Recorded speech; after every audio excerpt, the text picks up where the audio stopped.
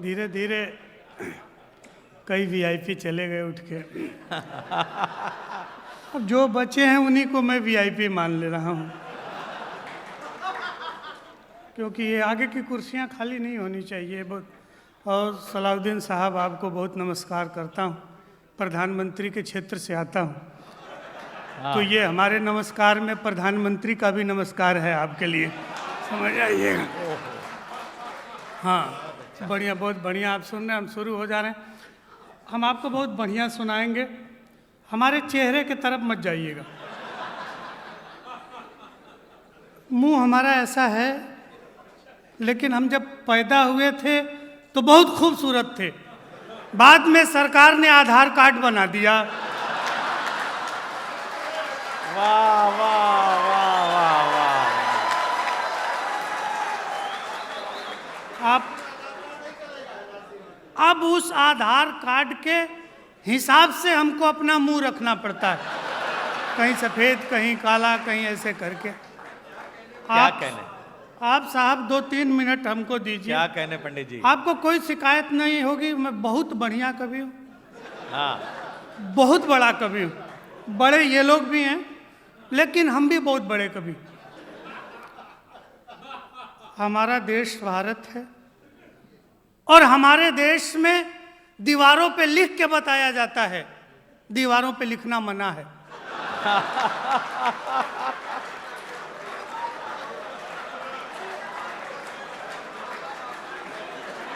इस हिसाब से हम बहुत बड़े कवि हैं और बहुत बढ़िया कवि हैं। हम आपको सुनाते हैं, थोड़ी देर आपको हंसाते हैं और थोड़ा सा हंस लीजिएगा। हम भी इंडियन एयरलाइंस से आए हैं,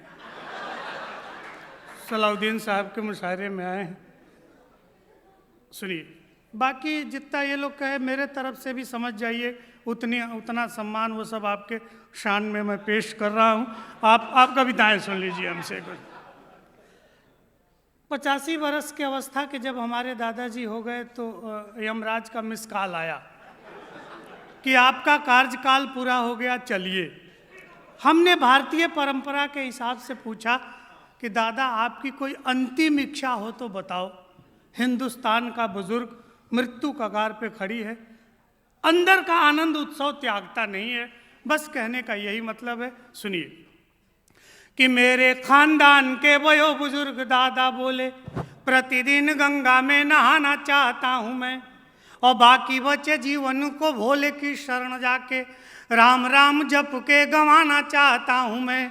कि जैसे तैसे मेरी बीत गई है जवानी, आसाराम सा बुढ़ापा न बिताना चाहता हूँ मैं।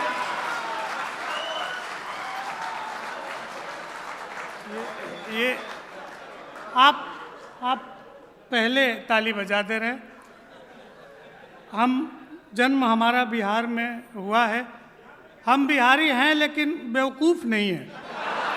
तो आप पहले पूरी पंक्तियाँ सुन लीजिए और जब खूब आनंद आए तब ताली बजाइए। हिंद मृत्यु के कगार पे हैं आप साहब, सुनिए, आपको लगेगा कि वास्तव में एक आदमी अच्छा आया है। हाँ, तो सुन लीजिए कि मेरे खानदान के वयो बुजुर्ग दादा बोले, प्रतिदिन गंगा में नहाना चाहता हूँ मैं, और बाकी बचे जीवन को भोले की शरण जाके राम राम जप के गंवाना चाहता हूँ मैं। कि जैसे तैसे मेरी बीत गई है जवानी, आसाराम सा बुढ़ापा न बिताना चाहता हूँ मैं, और मेरी अंतिम इच्छा है बस एक बार राधे माँ को गोद में उठाना चाहता।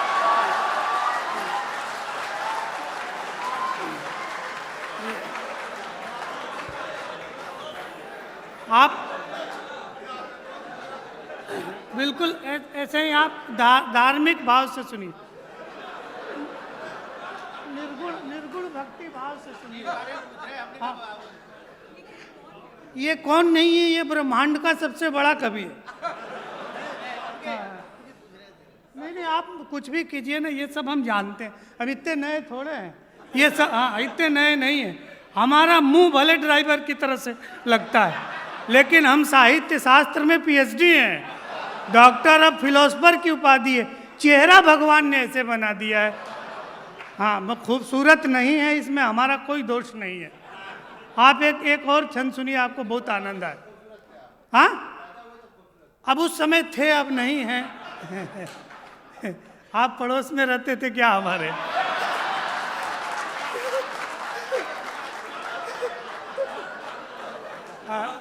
हाँ सुनिए सुनिए साहब, हाँ सुनिए सुनिए, आपको सुना। देखिए, हमको सगी पत्नी से सगा पुत्र प्राप्त है। हमारे खानदान में कोई बेवकूफ़ पैदा नहीं हुआ, किसी ने नौकरी नहीं की और कोई भूखों नहीं मरा। जितने मरे सब खा खा के मरे। हाँ, एकदम नैष्ठिक पंडित आदमी। इधर हमारे वो 3-4 लोग बैठे हैं, आप जानते हैं, आप खाइएगा नहीं, वह हमारे मुंह में पानी आ जाएगा। बस अब खाइए मत, सुनिए सुनिए, हम आपको बहुत बढ़िया सुनाते हैं। देखिए, हाँ वो एकदम बहुत बढ़िया सुनाते हैं, आप सुनिएगा। 1985 के बाद हमारे गांव में बिजली आई और टेलीविज़न खरीदा गया। बाबूजी टीवी देखने बैठ गए।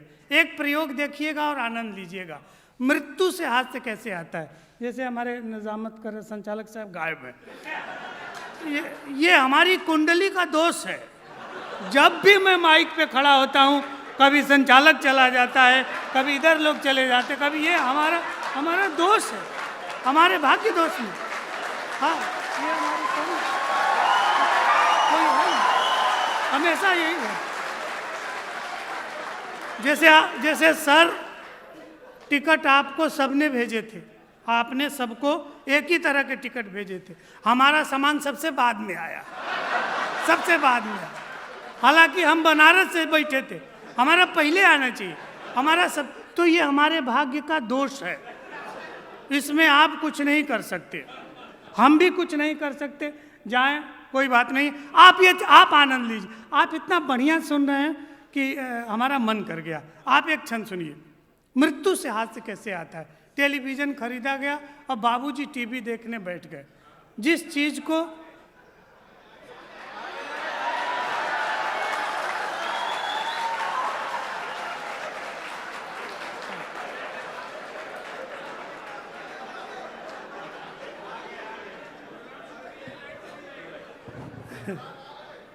नहीं, मैं इनके विषय में कुछ नहीं कहूँगा। ये बोले बाद में शेरवानी तुमको दे दूंगा मैं, तो मैं कुछ बोलूँगा नहीं। आप एक क्षण अब शेरवानी तक ही रहिएगा। हाँ, चलिए। नहीं, हम अपने पे आ जाएं तो सब उतरवा दें। ये सुनिए, आप सुनिए, सब सुनिए। कि नया टीवी जब घर में खरीदा गया, नया टीवी जब घर में खरीदा गया, हाथ में रिमोट ले पसर गए बाबूजी। आप शब्दों से जुड़िए। बैठने और पसरने में अंतर। जैसे तमाम लोग बैठे हैं, इसको बैठना कहते हैं, और शहाबुद्दीन साहब बैठे हैं, ऐसे इसको पसरना बोलते हैं। ये सोफे पे पसर के, ये बैठना और पसरने में अंतर। आप शब्द से जुड़िएगा, आपको बहुत मजा आएगा, गारंटी है। हम आपको विश्व का सर्वश्रेष्ठ श्रोता मान के सुनाते हैं। आप मुझे ब्रह्मांड का सबसे महान कवि मान के सुनिए। हाँ, थोड़ा सा उत्साहित होकर सुनिएगा। कि नया टीवी जब घर में खरीदा गया, हाथ में रिमोट ले पसर गए बाबूजी। और 4 बजे भोर से ही धर्म की बात सुन आस्था की नदी में उतर गए बाबूजी। कि वसन विहीन तन तरुणी को देख देख केश रंगवा कर संवर गए बाबूजी। टीवी भी टीवी देखने की चक्कर में ब्लड प्रेशर बढ़ा तो गुजर गए बाबूजी। वाह वाह वाह वाह वाह वाह वाह।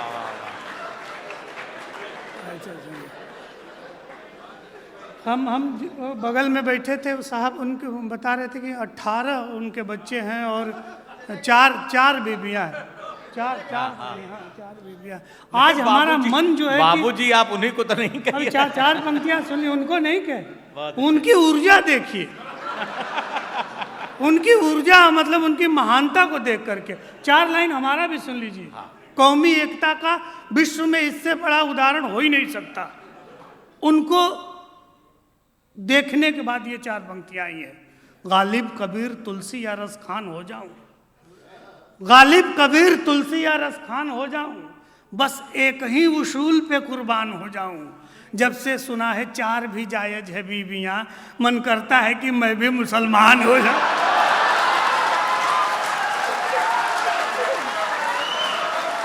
वाह वाह वाह। ये कभी एक था। एक छंद और सुनाता हूँ, एक छंद और सुनाता हूँ। जैसा आज हाँ। अरे एक ही मुकर्रर का बहुत और सुनिए, मुकर्रर नहीं दोबारा सुन लीजिए आप। एक बहुत बढ़िया छंद आपको सुनाता हूँ, एक बहुत बढ़िया छंद सुन लीजिए।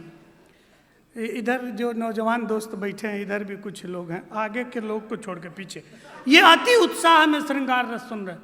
जब कोई इश्क मोहब्बत की बात हो रही है तो ध्यान नहीं लगा रहे हैं और बहुत उत्साह में सुन रहे हैं। लेकिन हकीकत क्या है, यथार्थ क्या है, हमारे उत्तर प्रदेश में प्रतिबंधित है। आप सगी पत्नी को भी पार्क में लेके नहीं बैठ सकते।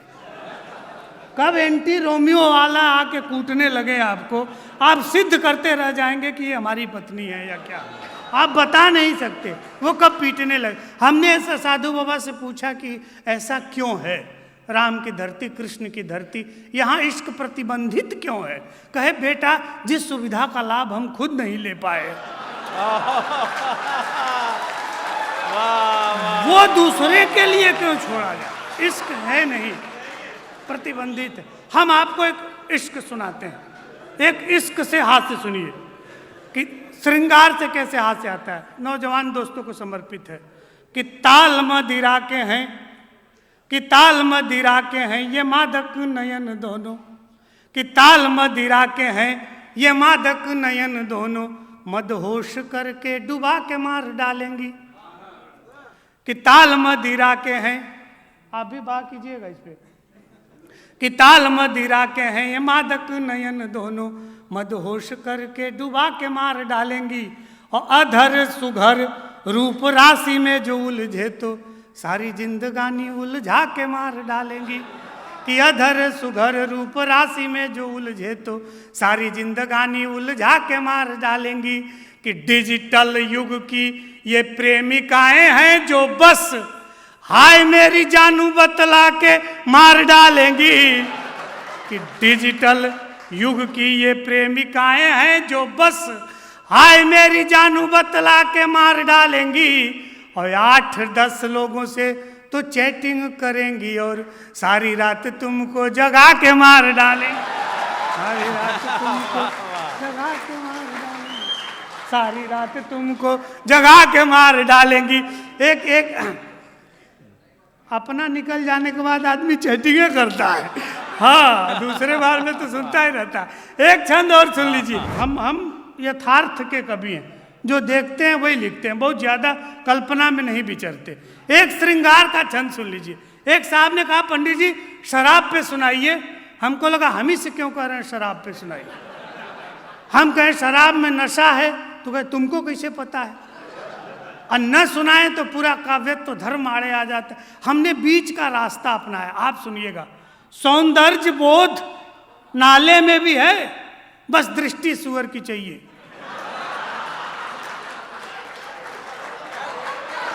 वहां भी सुंदरता है। जब भी दृष्टि बदलती है व्यक्ति का दृष्टिकोण बदल जाता है। इसलिए अपनी सकारात्मक दृष्टि रखिए, सोच को हमेशा सही रखिए। हमको साहब अमेरिका जाने का वीज़ा नहीं मिला, वो काउंसलर मैम थी, उसने पासपोर्ट दे दिया, कहा your profile is very rich but I am sorry next time apply. हमको लगा इसी तरह से वीज़ा मिलता है, क्योंकि हमको अंग्रेजी नहीं आती थी, उसको हिंदी नहीं आती थी। हमने वो पासपोर्ट लिया, पॉकेट में रखा और मुस्कुराते चल दिए वहाँ से, सकारात्मक दृष्टि के हिसाब से। उसने बुला के कहा हंस क्यों रहे हो, हमने तेरा वीजा कैंसिल किया है, तुम हंस क्यों रहे हो।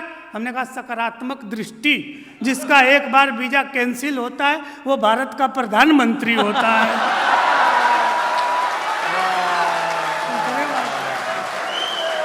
इस दृष्टि के साथ अब आपको एक छंद सुनाते हैं, सुन लीजिए।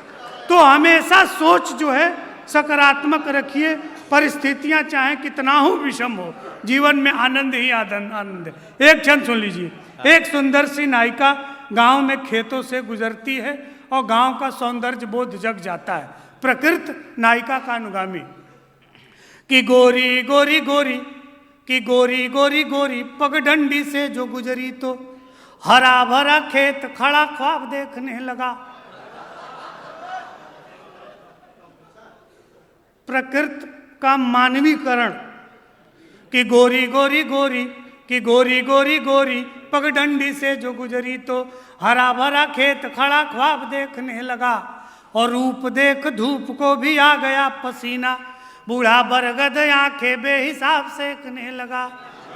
कि रूप देख धूप को भी आ गया पसीना, बूढ़ा बरगद आंखें बेहिसाब सेकने लगा। कि ज्वार बाजरों ने झुक झुक हेलो हाय कहा, और हर रास्ता जनाब छेकने लगा। और पोखरे में पाँव को पखारा जब उसने तो ट्यूबवेल गांव का शराब फेंकने लगा। ट्यूबवेल गांव का शराब फेंकने लगा।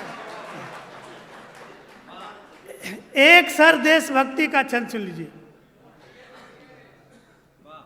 जा रहे हैं? कहाँ जा रहे हैं?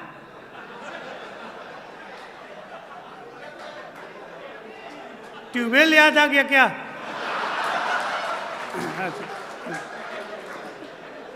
अजीब आदमी ऐसे, मतलब ऐसे मुंह लटका के जा रहे हैं कि हम डर गए कि जा कहाँ रहे हैं। चलिए आइए एक और प्रयोग आपको सुनाता हूँ।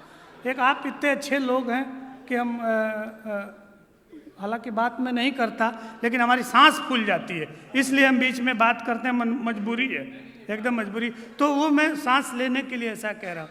हमारा चरित्र निर्माण, संस्कार, बहुत ऊंची ऊंची बातें ये मैं कर सकता हूँ, लेकिन मैं करता नहीं हूँ। ये सारी बातें कर सकता हूँ। जिस चीज को हम बीए की क्लास में नहीं जान पाए, हमारा बेटा 5वीं कक्षा में जान गया। तो हम कौन सा चरित्र निर्माण और संस्कार सिखाएं?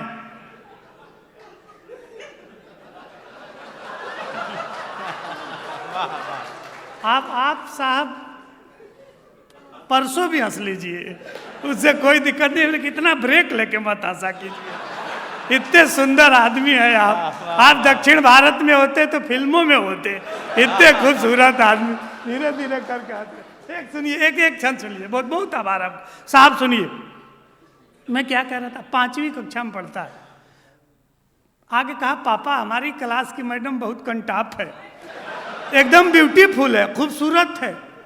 हमने कहा यार ये क्या बात कर रहे हो? मजाक में एक दिन मैडम ने कह दिया कि बहुत बढ़िया तुम्हारी hand writing, I love you. अब उसका अनुवाद अंग्रेजी को हिंदी में कर लिया फिल्मों के हिसाब से। आगे कहा, पापा हमारी मैडम बहुत कंटाप है, एकदम ब्यूटीफुल है, खूबसूरत है। हमने कहा चुप, संस्कार सीखो, अध्यापिकाएं माँ समान होती हैं। कहा आप चुप रहिए, हमेशा अपने जुगाड़ में रहते हैं। जहां बच्चे यहां तक पहुंच गए हैं, वहां किस चरित्र निर्माण और संस्कार की बात करें? यहां तक पहुंच गए। एक देशभक्ति का छंद सुनाते हैं, सुन लीजिएगा। हमारी देशभक्ति साहब ये है कि जो ज्यादा तंग करता हो उसकी अंतर्राष्ट्रीय बेइज्जती कर दीजिए, देशभक्ति सिद्ध हो जाती है। रिपब्लिक डे के अवसर पर एक देशभक्ति सुनिए आप। चाइना हमेशा दृष्टि गड़ाए रहता है डोकलाम के प्रति, सिक्किम के प्रति। हमारे यहाँ अखबारों में छपता है, चाइना अपनी कुदृष्टि गड़ाए हुए डोकलाम के प्रति। आप आज के भौतिकवादी युग में किसी भी चीज को गंभीरता से सोच लीजिए तो वो हास्य हो जाएगा। अखबार में हेडिंग लगता है, चाइना अपनी दृष्टि गड़ाए हुए डोकलाम के प्रति। आप सोचिए, जिसकी खुद की आंख खुद नहीं दिखाई देती, वो डोकलाम के प्रति दृष्टि गड़ाए हुए है। चाइना जिसकी नेशनल हाइट 4 फीट 3 इंच, इससे बड़ा कोई वीर पैदा नहीं हुआ। गलती से कोई 5 फीट 7 इंच का मिल जाए तो समझिए भारत के ऋषि महर्षि तीर्थ यात्रा पे चाइना गए हुए थे। अब एक संग आपको सुनाता हूं।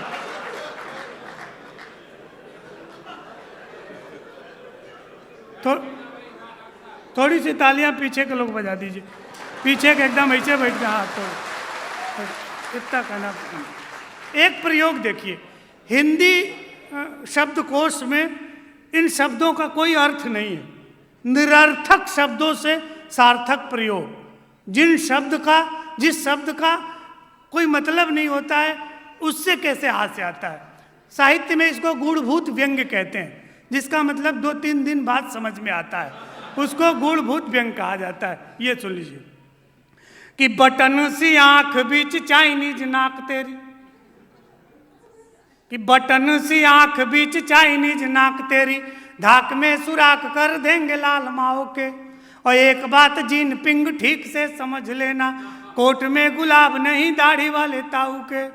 कि ड्रैगन के परदादा कालिया के फन पर कत्थक किए थे लघु भ्राता बलदाऊ के। तो कान खोल सुन लेना, बाप ही लगेंगे हम, इजिंग पिजिंग क्लिंग चिंग चांग चाऊ के। इजिंग पिजिंग। वाह वाह। अरे चलो, इसीलिए एक ही हास्य व्यंग का एक कवि इसीलिए एक ही बुलाया था कि वो कम से कम 2 का हिस्सा कवर कर लें। कुछ आप फरमाइशें हो रहे हैं सलाहुद्दीन साहब की? बहुत फरमाइशें हैं।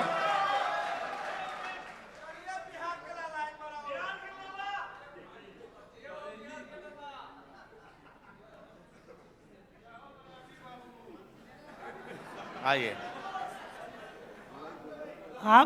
आप इतने थके सुन रहे हैं कि हमने अपनी ड्यूटी पूरी कर दी। थोड़ा सा उत्साह के साथ सुनिए। समझ में आए तो भी ताली बजाइए, ना समझ में आए तो जोर से बजाइए, ताकि हमारा भ्रम बना रहे कि आपको सब समझ में आ रहा है। हाँ, इसलिए एक बार सब लोग मिलजुल के बजा दीजिए जोर से। हाँ, अब एक सलाहुद्दीन साहब, एक और प्रयोग है हमारा। आदरणीय अध्यक्ष जी का आदेश है, इनके आदेश से सुनाता हूँ, सुनिए। हमारे बनारस में तांगा चलता है। पुलिस यदि मूड बना के बैठी हो कि चालान काटना है तो चालान कटेगा, चाहे आप कितना हो सन्नद्ध हो करके गाड़ी चला रहे हो, वो कटेगा ही। आप देखिएगा, ये प्रयोग देखिएगा, आनंद लीजिएगा। यातायात सप्ताह का आयोजन था, उधर से तांगे वाला आ रहा था, इधर से यातायात पुलिस ने उसका चालान काट दिया। अब तांगे पर यातायात का कोई नियम लागू ही नहीं होता।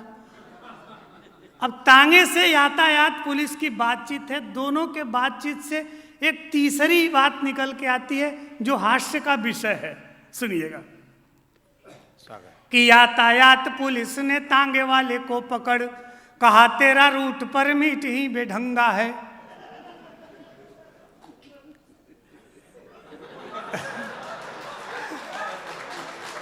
आप अकेले इतना बढ़िया हंस रहे हैं कि अकेले आप हंस रहे हैं। बहुत बहुत बहुत बहुत प्रणाम करता हूं। पंडित जी, उन पे हाल तारी हो रहा है। कुछ कह रहे हैं आप? हाँ, कुछ अनुवाद करूं? असल में आप ही के तरह से हमारे गुरुजी थे, उनको भी कुछ सुनाई नहीं देता था। वो भी प्रोफेसर थे, उन्हीं के अंदर हमने पीएचडी की थी, तो ये जितना ये सब था उन्हीं से हमने सीखा था। तो मैं जब आपका मुंह देख रहा हूँ तो उनकी याद आ रही है। बीएचयू में एक जगह संस्कृत में खाली है, आपके कोई लड़ाई नहीं होगी, आप ही होंगे। नहीं तो आपको बता दें सर, वो इस समय जीवित है नहीं, हमारे गुरुजी वो रहे नहीं, इसलिए हम आपको याद कर रहे हैं। अब आप जन सुनिए। तो वो तांगे वाले से उसकी बातचीत है। यातायात पुलिस ने तांगे वाले को पकड़, कहा तेरा रूट परमिट ही बेढंगा है, और कागज सही नहीं है, इंश्योरेंस भी नहीं है, डीएल कहीं नहीं है, तू बड़ा लफंगा है। कि मोटर की शर्तें लगाए नहीं तांगे पर, तांगे वाला बोला मेरा घोड़ा भला चंगा है। तो पुलिस ने कहा कि चालान काटना पड़ेगा, लेडीज सवारियां हैं, घोड़ा तेरा नंगा है। वाह वाह वाह वाह वाह। सारी गुंडई के मूल में अमेरिका फंसा हुआ है। तो एक हमने कहा जाए जिससे उलझ लो, भारत के तरफ तुम्हारी दृष्टि आती है तो तुम्हारी दवाई हमारे पास है। एक छंद अमेरिका से सुनिए, तुलनात्मक संस्कृति का विचारात्मक अध्ययन।